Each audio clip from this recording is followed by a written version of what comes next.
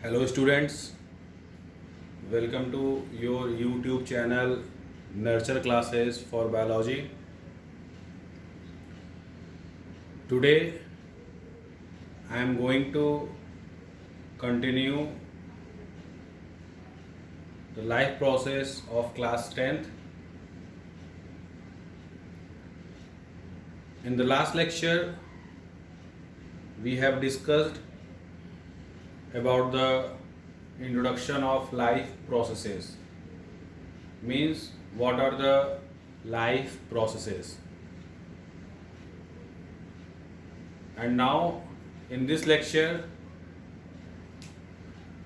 we will discuss about nutrition, its types in detail. As we have discussed about nutrition in the last lecture, again we see it that it is the type of life process by which an organism takes nutrients inside from surroundings, either in the form of inorganic or organic, for the fulfillment of requirements regarding energy and maintenance purposes. Means it is the process, as we have discussed, that ensures the continued supply of energy in the form of nutrients from outside to inside the body. That nutrients either in the form of inorganic or organic, in order to fulfill the requirements of energy and maintenance functions. Means हमने last lecture में life process के बारे में जाना था कि basically life processes होते क्या हैं, और जो चारों लाइफ प्रोसेस थे उनके इंट्रोडक्शन के बारे में हम लोग जाने थे, जैसे nutrition, respiration, transportation and excretion. तो हमने शॉर्ट में ही डिस्कस किया था. अब वन बाय वन चारों लाइफ प्रोसेसेस के बारे में हम डिटेल में समझेंगे. तो आज के लेक्चर में हम सबसे पहले न्यूट्रिशन के बारे में समझेंगे, उसके टाइप्स के बारे में. तो जैसा कि हम जान चुके हैं कि न्यूट्रिशन क्या है, it is the type of life process. Life process का ही एक टाइप है जिसके ज़रिए कोई ऑर्गेनिज्म न्यूट्रिएंट्स लेता है अपने आसपास से, चाहे वो इनऑर्गेनिक न्यूट्रिएंट्स हो चाहे ऑर्गेनिक न्यूट्रिएंट्स हो, अपने एनर्जी और मेंटेनेंस के रिक्वायरमेंट को पूरा करने के लिए.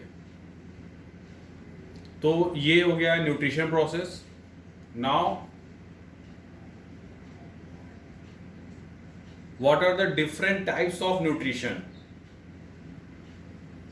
There are two types of nutrition, that is, one is autotrophic nutrition and second one is heterotrophic nutrition. The word autotrophic itself consists of two parts, auto and trophic. And auto means self. Therefore, it is the type of nutrition in which organisms prepare their own food from inorganic raw materials such as CO2, H2O, etc.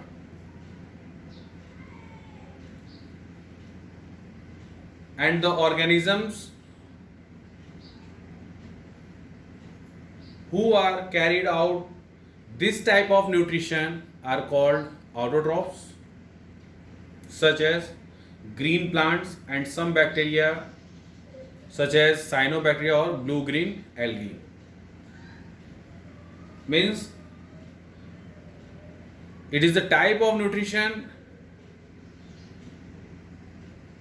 in which organisms prepare their own food.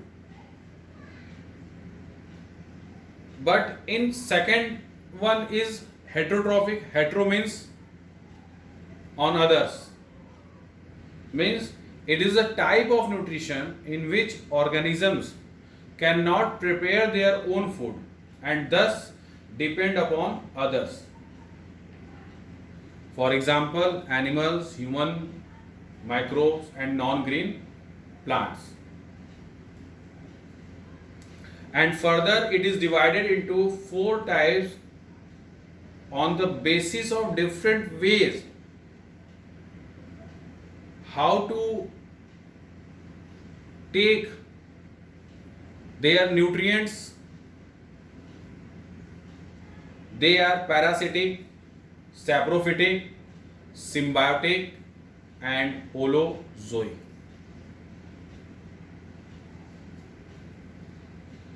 तो 2 प्रकार के nutrition होते हैं basically, autotrophic और heterotrophic. Autotrophic means ये खुद auto से बना हुआ वर्ड है. ऑटो मीन्स खुद से. तो ये भी टाइप ऑफ न्यूट्रिशन है जिसमें ऑर्गेनिजम्स अपना फूड अपने से ही प्रिपेयर करता है इनऑर्गेनिक रॉ मटेरियल की मदद से, जैसे कार्बन डाइऑक्साइड हो गया, वाटर हो गया. और इसके एग्जाम्पल कौन है जो कि ऑटोट्रॉफिक न्यूट्रिशन करते हैं? ग्रीन प्लांट्स और कुछ बैक्टीरिया ऐसे होते हैं जैसे साइनोबैक्टीरिया ग्रुप के मेंबर्स, जिनको हम ब्लू ग्रीन एल्गी भी कहते हैं. तो ये अपना फूड अपने से प्रिपेयर करते हैं इनऑर्गेनिक रॉ मटेरियल के मदद से. और दूसरा जो है वो हेटेरोट्रॉफिक न्यूट्रिशन है. हेटेरो मीन्स क्या होता है? दूसरों पर. मतलब कि ये न्यूट्रिशन जो है उसमें ऑर्गेनिज्म अपने से अपना भोजन नहीं बना पाता है और इस वजह से वो दूसरों पर डिपेंड रहता है अपने फूड के लिए. जैसे एनिमल्स, ह्यूमन बीइंग्स, माइक्रोब्स और कुछ नॉन ग्रीन प्लांट्स, जैसे कसकटा हो गया, पैरासिटिक प्लांट है. और किस तरीके से न्यूट्रिएंट्स लेते हैं हेटेरोट्रॉफिक न्यूट्रिशन करने वाले ऑर्गेनिजम्स, जिनको हम हेटेरोट्रॉफ्स भी बोलते हैं, उस बेसिस पर ये 4 टाइप्स के होते हैं: parasitic, saprophytic, symbiotic and holozoic. तो ये जो टाइप ऑफ न्यूट्रिशन है बेसिकली ऑटोट्रॉफिक और हेटेरोट्रॉफिक होता है. ऑटोट्रॉफिक न्यूट्रिशन जिसमें ग्रीन प्लांट्स, साइनोबैक्टीरिया आते हैं और वो अपना फूड प्रिपेयर खुद से करते हैं.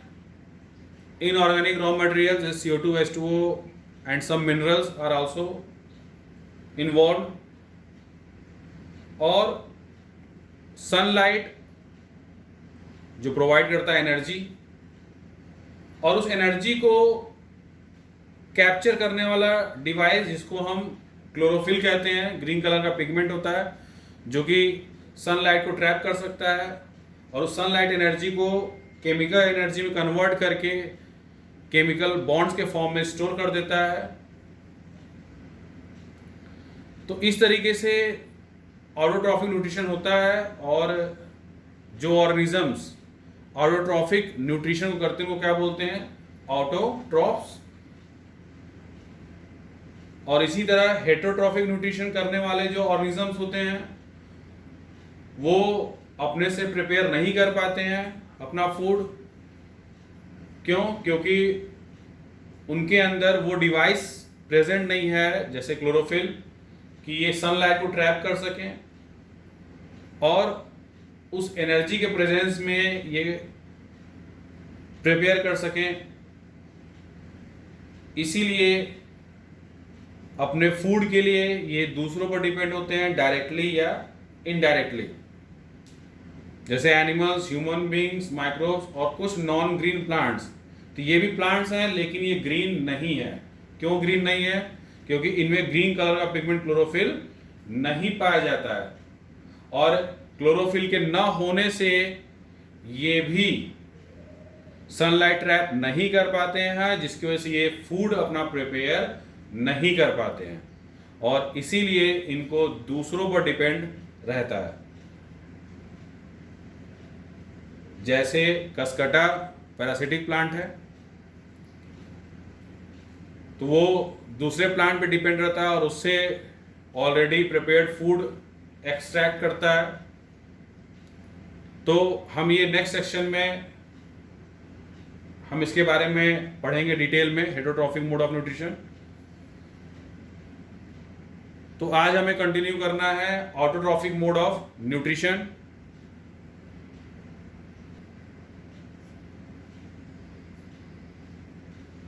तो हम ऑटोट्रॉफिक न्यूट्रिशन आज डिटेल में देखेंगे। जैसा कि हम लोग पढ़ चुके हैं, as we have already discussed, that it is the type of nutrition by which organisms prepare their own food from inorganic compounds, and the organisms are called as autotrophs, such as green plants and blue green algae, which is also called as cyanobacteria. And the process that enables the autotrophs to prepare their food is called photosynthesis. Means autotrophic nutrition के बारे में हम अभी पढ़ चुके हैं कि ये टाइप ऑफ न्यूट्रिशन है जिसमें ऑर्गेनिज्म अपना फूड इनऑर्गेनिक कंपाउंड से बनाता है, और ऑर्गेनिजम्स को हम क्या कहते हैं? ऑटोट्रॉफ्स। और जो प्रोसेस इन ऑटोट्रॉफ्स को एबल बनाता है कि वो अपना फूड प्रिपेयर कर सकें, उसी प्रोसेस को हम फोटोसिंथेसिस कहते हैं। तो फोटोसिंथेसिस वो प्रोसेस है जिसके जरिए, चाहे वो ग्रीन प्लांट्स हो चाहे साइनोबैक्टीरिया, वो अपना फूड इनऑर्गेनिक रॉ मटेरियल से ऑर्गेनिक कंपाउंड के फॉर्म में बना लेते हैं। और अब हम डिटेल में समझेंगे फोटोसिंथेसिस के बारे में। Now what is the meaning of photosynthesis? When we analyse this word photosynthesis, then we can see that it is made up of two parts, such as photo and synthesis. Photo means light and synthesis means to prepare or to put together. Means anything is prepared or synthesized in the presence of light. It is called photosynthesis. Means it is the biological process by which green plants or blue-green algae prepare organic compounds such as glucose, C6H12O6. It is an organic compound. From inorganic compounds such as CO2, carbon dioxide, and H2O, water, in the presence of sunlight and green pigment called chlorophyll. And as you can see, the equation of photosynthesis, it is the equation of photosynthesis, in which Carbon dioxide reacts with water in the presence of sunlight, and green pigment chlorophyll gives C6H12O6 glucose, which is a type of carbohydrate. And I hope you all are aware by glucose and oxygen and water. तो photosynthesis क्या होता है?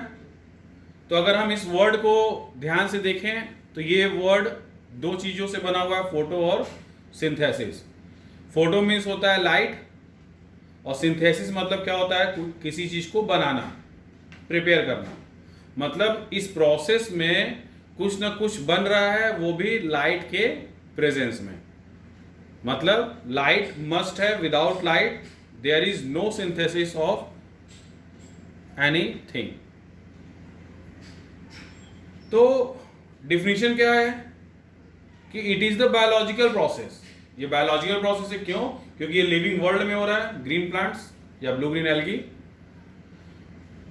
जिनके जरिए green plants prepare organic compounds बनाते हैं, जैसे glucose. अभी मैंने बताया कि ये एक प्रकार क्या है? Carbohydrate, C6H12O6। और ग्लूकोज सब लोग जानते होंगे, ये इंस्टेंट एनर्जी का काम करता है, जैसे ग्लूकोन डी आता है। तो यही ग्लूकोज का फॉर्मेशन होता है फोटोसिंथेसिस प्रोसेस के दौरान। और ये ग्लूकोज किससे बनता है? फ्रॉम इनऑर्गेनिक कंपाउंड्स जैसे कार्बन डाइऑक्साइड एंड वाटर, और मिनरल्स जैसे nitrogen, phosphorus, magnesium, iron, calcium etcetera, in the presence of sunlight and green pigment called chlorophyll. तो सनलाइट और ग्रीन कलर का जो पिगमेंट होता है, जिसको क्लोरोफिल कहा जाता है, उसके प्रेजेंस में। और ये फोटोसिंथेसिस का इक्वेशन है, जिसमें कार्बन डाइऑक्साइड वाटर के साथ रिएक्ट कर रहा है, और सनलाइट और क्लोरोफिल के प्रेजेंस में ये ग्लूकोज बन रहा है, और साइड में ऑक्सीजन गैस रिलीज हो रहा है, और plus extra water molecule release हो रहा है। तो ये जो क्लोरोफिल है, ये ग्रीन कलर का पिगमेंट होता है, और यही ऐसा डिवाइस है जो सनलाइट को ट्रैप कर सकता है, और इस सनलाइट एनर्जी को कन्वर्ट करता है केमिकल एनर्जी, और वही केमिकल एनर्जी के फॉर्म में ये CO2 और H2 के बीच क्या हो रहा है? रिएक्शन हो रहा है, बॉन्ड का फॉर्मेशन हो रहा है, और वही केमिकल बॉन्ड्स के फॉर्म में ये केमिकल एनर्जी स्टोर होता है, और यही ग्लूकोज फिर हम यूज करते हैं, और फिर यही एनर्जी वापस रिलीज होता है, जो ये एनर्जी इसमें पैक हुआ था, और उसी एनर्जी से सारे सेलुलर प्रोसेसेस चलते हैं। तो ये फोटोसिंथेसिस हो गया, इसका डेफिनेशन।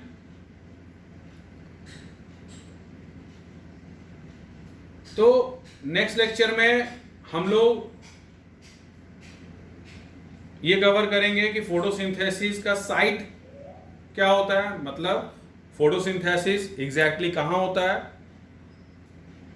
जाहिर सी बात है कि क्लोरोफिल के प्रेजेंस में हो रहा है, और क्लोरोफिल की वजह से प्लांट्स का वो पार्ट क्या होता है? ग्रीन कलर होता है।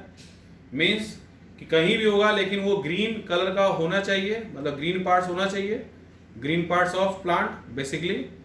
और मोस्टली किस में होता है? ग्रीन लीव्स में। क्यों? क्योंकि वो सरफेस एरिया ज़्यादा प्रोवाइड करते हैं, किसके लिए? For receiving sun light. तो ये हम साइट ऑफ फोटोसिंथेसिस जानेंगे, और exactly what are the basic reactions occurred in photosynthesis process, हम वो जानेंगे कि कौन कौन से प्रोसेस होता है, कैसे ये ग्लूकोज बन जाता है। तो उसके बारे में हम जानेंगे, कुछ उसके इरेगुलरिटीज के बारे में पढ़ेंगे कि कुछ ऐसे प्लांट्स होते हैं जिनमें कुछ इरेगुलरिटीज पाई जाती हैं। उसके बाद कुछ other factors that affect photosynthesis, उनके बारे में हम पढ़ेंगे। नेक्स्ट लेक्चर में। तो आज इतना ही। Thank you students. If you have any problem regarding this lecture, you can mention it in our comment section and I will discuss that problem in my next lecture. Thank you.